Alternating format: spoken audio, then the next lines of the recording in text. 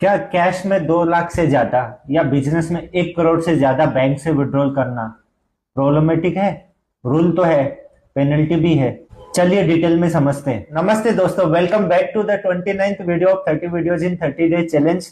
आज हम बात करेंगे एक ऐसे टॉपिक के बारे में जो हर एक बंदे को पता होना चाहिए। कैश ट्रांजैक्शन की लीगल लिमिट क्या है? तो चलो शुरू करते।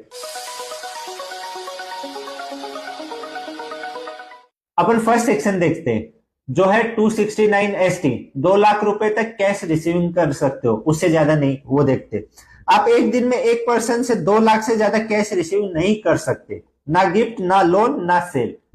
समझे? मतलब किसी को आप गिफ्ट दे रहे हो या फिर किसी को लोन दे रहे हो तो वो रिसीव 2 लाख से ज्यादा नहीं कर सकते। आपका फ्रेंड ने आपको बर्थडे में 2.5 लाख रुपए दिए, ठीक है, ये इलीगल है। पेनल्टी 2.5 लाख तक आ सकती है। मतलब ये सेक्शन को 100% पेनल्टी है।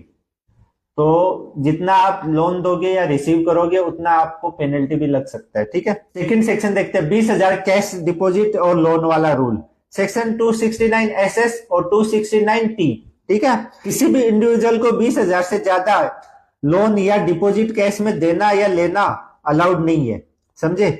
आप किसी को भी 20,000 से ज्यादा, चाहे वो लोन के हिसाब से दो या डिपॉजिट करने के हिसाब से दो, वो अलाउड नहीं है, ठीक है। आपने अपने फ्रेंड से 25,000 लोन लिया है कैश में, दोनों पर पेनल्टी लग सकती है। ध्यान रखो, इस पे भी 100% पेनल्टी है, ठीक है।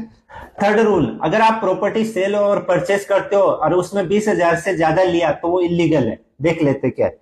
20,000 property transaction limit. Property purchase या सेल के टाइम 20,000 से ज्यादा कैश लेने पे आप इलीगल ट्रांजेक्शन कहा जाएगा। समझे? फिर 10,000 बिजनेस एक्सपेंसेस लिमिट। अब ये सेक्शन देखो थोड़ा सा अलग है। 40A का सेक्शन है जो business income from business and profession topic में दिया है, पूरा एक्सप्लेन किया हुआ है। तो अगर बिजनेस एक्सपेंसेस 10,000 से ज्यादा कैश में हुआ है तो वो एक्सपेंसेस डिसअलाउड हो जाएगा। अब ये डिसअलाउड का कॉन्सेप्ट क्या है? जब आप कोई खर्चा करते हो और आप उसके अगेंस्ट कुछ पैसा कमाते हो, तो पैसा कमाते हो तो उसमें से खर्चा कम करके जितना प्रॉफिट रहता है उतने पे टैक्स भरते हो।